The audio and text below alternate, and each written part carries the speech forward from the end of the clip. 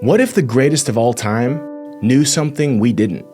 Not just talent, not just obsession, something underneath all of that, something hidden. Because at the highest level, when the skill difference is razor thin, there's something that separates the greats from the goats, and it's mental.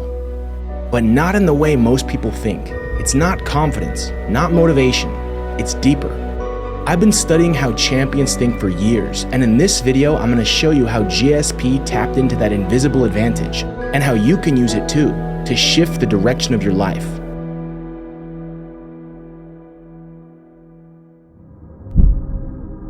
Most people know GSP as one of the GOATs of MMA. 26-2, avenged both losses, historic title reign, walked away on top twice. But while the world saw the Superman punch, the dominance, the discipline, what most people missed was what drove all of it. Something deeper, something older than martial arts, something inside GSP that he carried long before he ever threw a punch. And here's the crazy part, it's the same thing Batman was built from.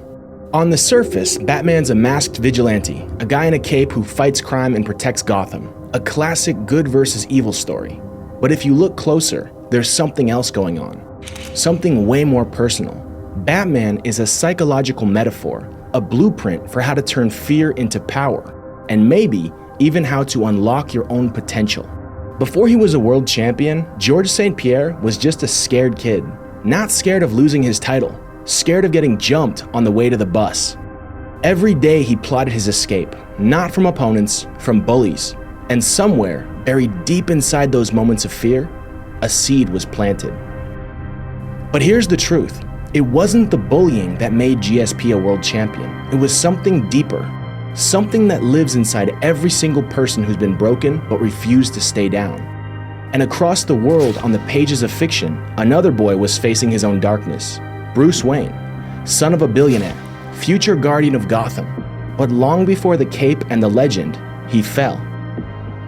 He fell into a pit he couldn't climb out of. No one was coming to rescue him.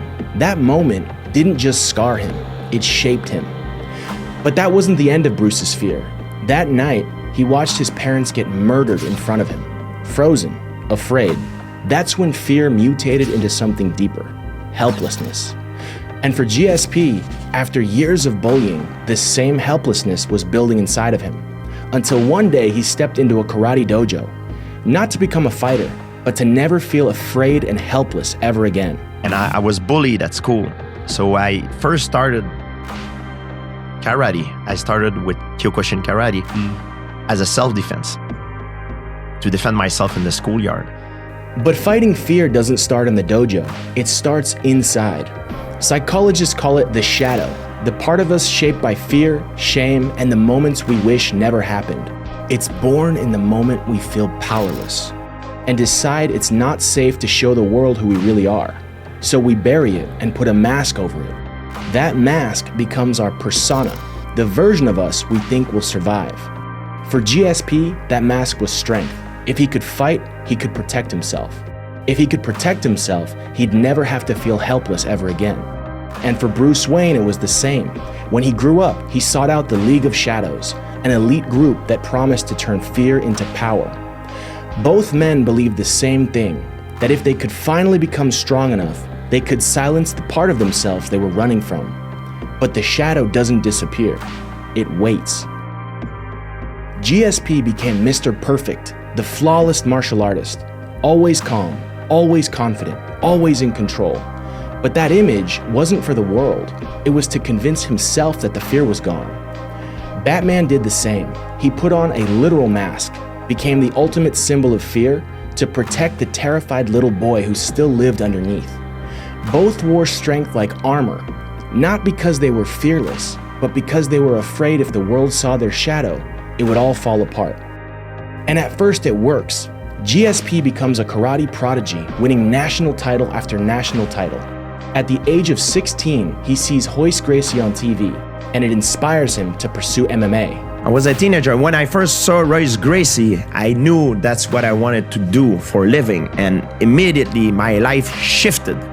GSP knew karate had limits. He realized if he truly wanted to become the best martial artist, he had to move beyond point-based systems and sport combat into the unknown and unpredictable world of MMA. This was his shadow unknowingly moving him from the darkness.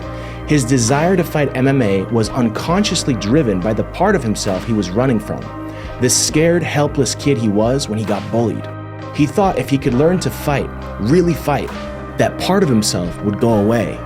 GSP would transition seamlessly into MMA. Having a strong karate background, he became obsessed with grappling and boxing, developing into an incredible mixed martial artist. And while GSP tasted tons of success and seemed like Mr. Perfect, his shadow, still not dealt with, leaked out occasionally when prodded. No matter how much you push down the shadow, it bleeds out of you in different ways. One of these ways is anger. Anger is your shadow's bodyguard. When someone hits a part of you that you've spent your whole life hiding, anger shows up fast. It's not about the person who insulted you. It's the mind trying to protect the version of you that you've built. Anger is a shield for your shadow. And this shield came out against Nick Diaz, the bad boy from Stockton. The fight is slated as good versus evil, with GSP being Mr. Perfect. And Nick attacks George right where it hurts. What's on your mind right now? I don't think George is hurt. I think he's scared. I think he's scared to fight everybody right now. What's up? Where you at, George? Nick Diaz calls GSP scared in front of the whole world. This isn't just trash talk. He's attacking the part of GSP that he's hidden his whole life. The part that still remembers what it's like to be bullied, afraid, powerless, small. GSP built his entire persona to protect that boy. And now Nick Diaz is dragging him into the spotlight. It triggers something we've never seen before, real anger. I have never seen Georges St-Pierre hate somebody. He hates Nick Diaz. I've never seen him hate somebody. I've never seen him so motivated to fight somebody and to beat somebody as he is Nick Diaz. This fight wasn't just a title defense, it was a chance for redemption, a chance to destroy the symbol of his pain, to finally beat down the bully. George likes to say I remind him of the bullies that picked on him growing up or they had to deal with. Something similar happens to Batman. When the man who killed his parents is set to go on trial, Bruce shows up with a gun. Not for justice, for revenge. He doesn't trust the system, and instead of feeling his fear, his shadow offers him a shortcut. Kill him. As expected, the system lets the killer off, but before Bruce can act, someone else pulls the trigger. Still, the lesson is clear. Anger isn't your enemy, it's your shadow trying to speak. You don't get angry unless someone touches a nerve, a piece of you that hasn't healed yet. Nick Diaz hit that nerve in GSP. Joe Chill hit that nerve in Bruce. They both had parts in them they hadn't fully faced. GSP would go on to beat the brakes off Nick Diaz, but he's still not satisfied, even after dealing with his bully, the one who attacked him, because he hasn't faced the part of himself he's still running from. Carl Jung said, "Until you make the unconscious conscious, it will direct your life and you will call it fate." Anger is one example of this, but so is the mask you wear every day. To protect themselves from their shadow, GSP created the persona of Mr. Perfect, the flawless martial artist, calm, composed, always in control. But he's not just hiding from the world, he's hiding from himself. Bruce Wayne does the same thing. He puts on a literal mask, changes his voice, but it's not to scare criminals. It's to bury the boy inside of him who still feels helpless. Neither of them wants to face their shadow, the part of them that's still afraid. So they build a persona that's the exact opposite. Strong, controlled, invincible. The hope is that if they can fool the world, maybe they can fool themselves. And it works for a while. The mask holds, the world believes it, they believe it. But the mask always cracks. At the age of 25, GSP was already the world champion, the face of the UFC, and he seemed absolutely untouchable. Batman, same story. He's untouchable. Gotham's criminals fear him. He becomes a legend, something more than human. But the longer you run from what's inside, the louder it gets, until it doesn't chase you anymore. It starts leaking through. The cracks form, the persona slips, and the fall always comes right after you start to believe you're invincible. Everybody told me how good I was, and I start to believe my own hype.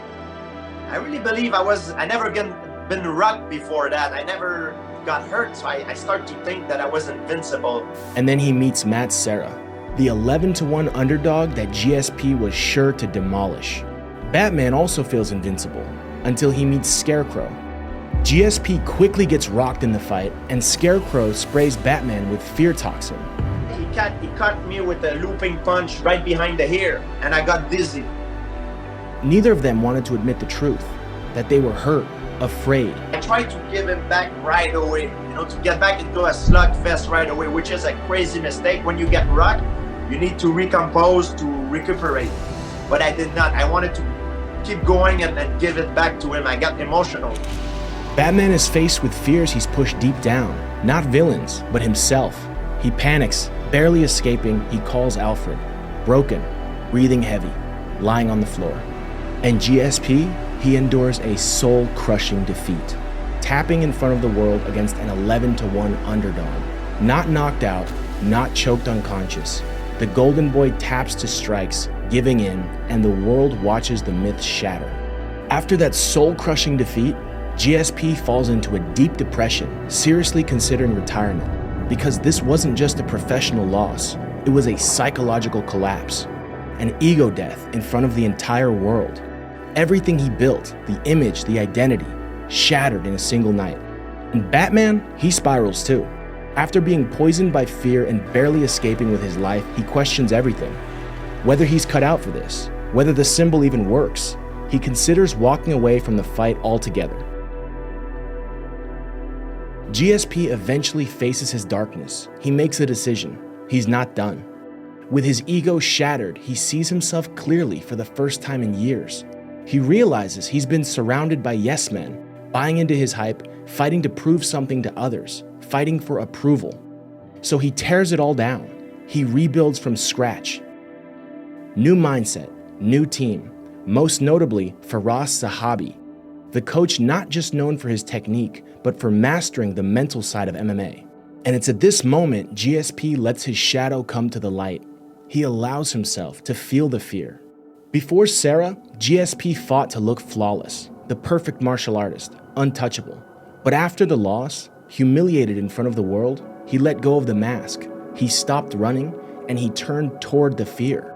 He spent years hiding the part of himself that was afraid. But once the whole world saw it, he realized he didn't need to hide it anymore. He began to channel it in the light. There is no shame to admit that you're afraid, because there is no courage without fear. And when I made peace with that, it changes everything in my life. He realized fear wasn't a weakness. It was a superpower, a tool, something to rise with, not suppress. Instead of pushing it down, he let it fuel him. He stopped training like nobody could beat him and started training like everyone could. If I'm very afraid, that make me more focused. That is so important. That is happening right now because I'm afraid. I need to be sharp. It make me work harder, be trained with the fear that my opponent is training harder than me. Now then, the fear is a good thing. He acknowledges the fear and runs toward it instead of away from it, channeling it for power. And so does Batman. He doubles down and builds the Batcave in the same place he once fell. The pit that terrified him as a child becomes the home base of his legend. The bats that once haunted him now fly with him. He doesn't just face the darkness, he makes it his ally. This is called reversal of desire, a concept coined by renowned psychotherapist Phil Stutz. Stutz, one of the most sought-after minds in psychology, has worked with A-list celebrities and ultra-successful clients, people who, on the outside, seem to have it all, and yet they often came to him depressed. What he discovered was simple but profound. If your inner world is broken, nothing in the outer world can fix you. GSP was chasing perfection, trying to be seen as the perfect fighter. Batman was trying to control Gotham. Both believed if they could fix the outside, the inside would follow. But it didn't work. Stutz's breakthrough was this: the path to healing isn't avoiding your fear, it's running straight into it, in what he called reversal of desire. It's exactly what we see in both GSP and Batman. They stop running away. They turn toward the thing they fear most, and in doing so, they begin to transform. Because inside your fear lies your greatest spiritual evolution. GSP doesn't just return, he reinvents himself. And in doing so, he embodies the second tool from Phil Stutz: inner authority, to live by your own code. To no longer ask the world, am I good enough? But to declare, I am.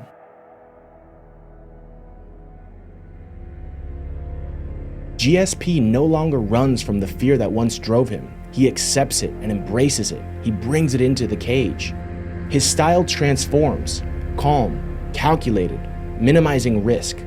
Some call it boring, but GSP doesn't care. He's living by his own code. He's not hiding fear. He's allowing it to stand beside him.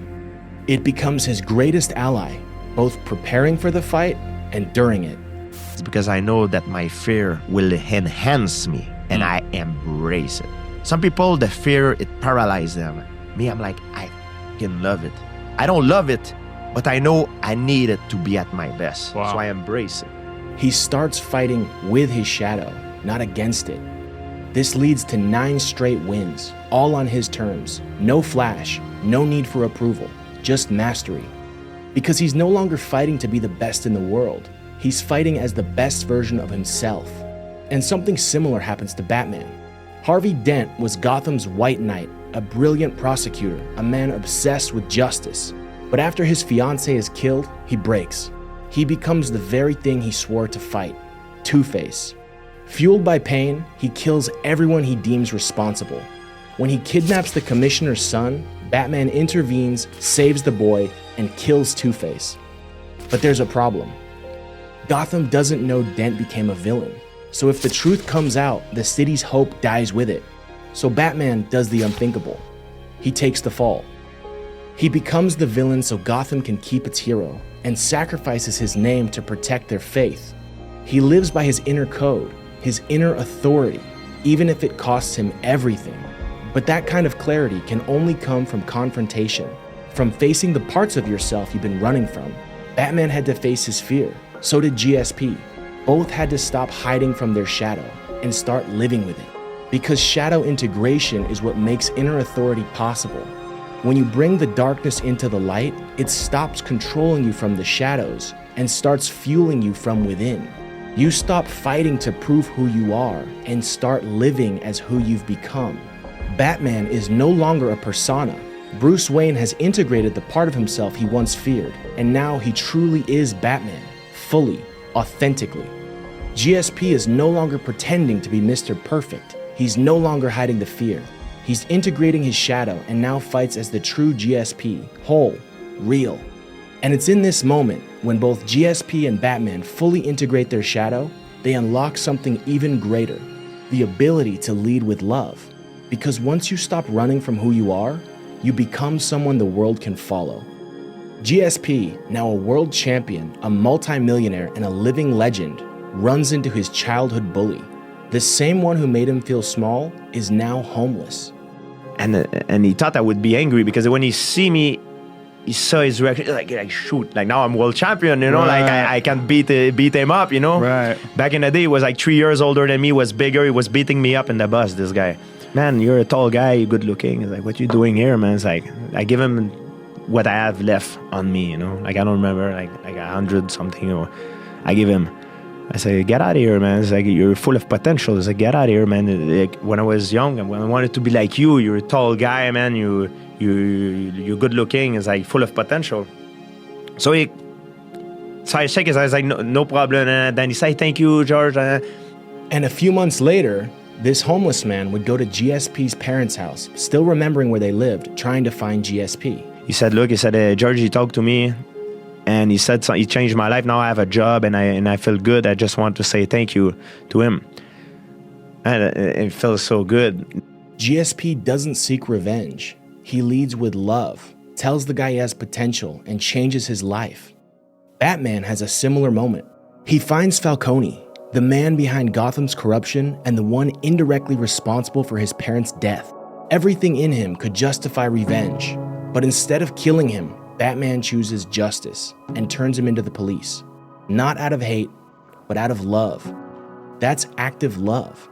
Only when you've accepted the parts of yourself you used to hate can you truly help heal others. Only then can you give from an overflowing cup. But there's still one more piece, the final test in every transformation arc. After you've faced your fear, after you've embraced your shadow, there's still one question the universe will ask you. Are you truly ready to live this truth, even if it costs you everything? In his work with A-list celebrities and ultra-successful individuals, Stutz noticed a pattern. No matter how much therapy they did, no matter how much mindset work or inner healing, there came a moment where all of it was tested. A moment where they had to risk it all, to jump without guarantees, without a safety net. He believed this moment comes for all of us, and what you do in that moment, the moment of truth, determines everything. It decides whether you rise into the person you were meant to become or shrink back into the version you've outgrown. GSP would go on a historic run, cementing himself as one of the greatest of all time. Then he walks away, on his own terms, once again living by his own code. Batman does the same. After years of protecting Gotham, he becomes the villain in the public eye, taking the blame for Harvey Dent's crimes to preserve the city's hope.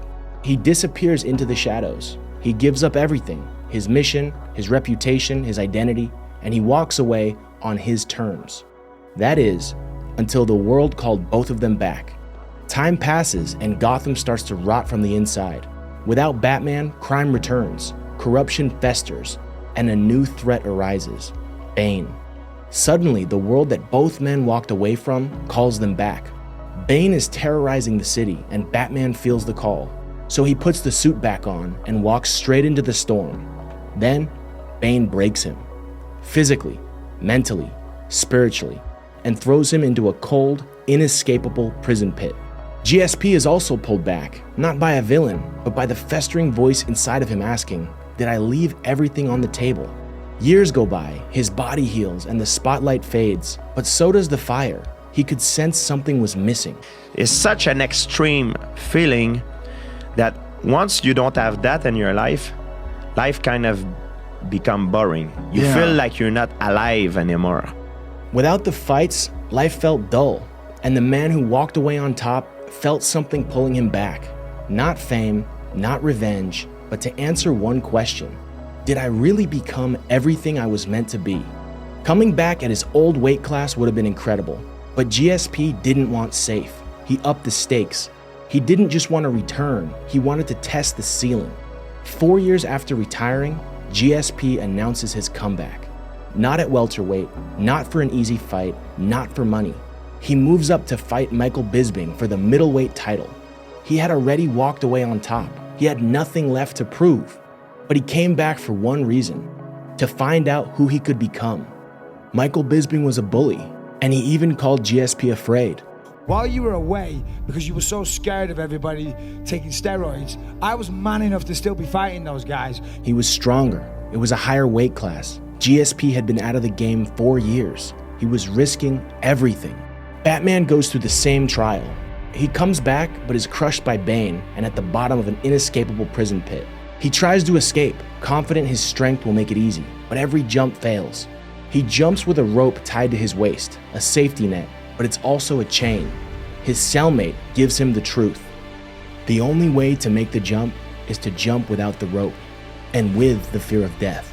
The only way for GSP to conquer his fear was to put himself voluntarily in the scariest position of his life. Once Batman makes the leap without the rope, he doesn't just escape the pit, he's reborn. Because once you've mastered your inner darkness, there's nothing left in the world that can stand against you. Because this life is you versus you, and the only way to win is to face your shadow. It all starts by looking at what you're afraid of and running straight towards it. Because the cave you fear holds the treasure you seek.